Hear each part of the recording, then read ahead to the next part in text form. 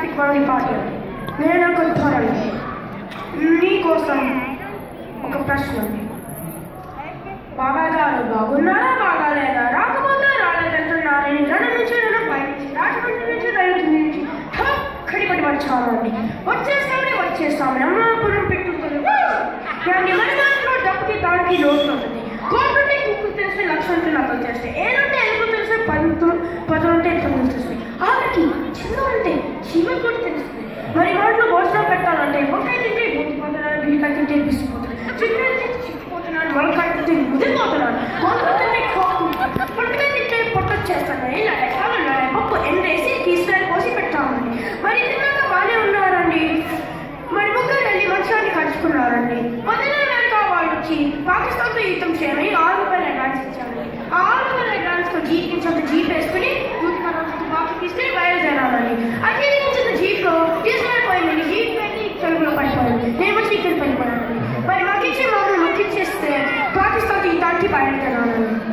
మరి మీకు ఏదైనా ఫ్యాక్టరీ కావాలంటే గుడివాడలో గుళ్ళు ఫ్యాక్టరీ మాదే దుబాయ్లో ఉంది ఫ్యాక్టరీ మాదే ఏదైనా యాపిల్ ఫ్యాక్టరీ మాదే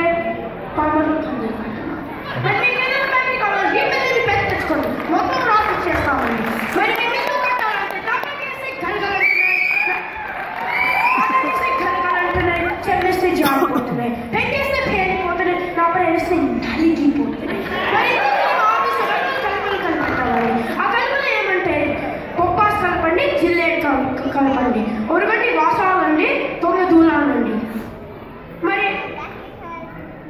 చీపురు పుల్ల కిటికీలండి పైన కోడికి టాప్ అండి పైన కోడికి టాప్ ఎందుకంటారా వచ్చే వర్షాకాలంలో కారి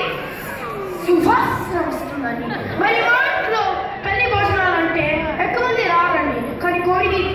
సువాసన అంటే ఆ ఊరితో వచ్చి కూర్చుంటారండి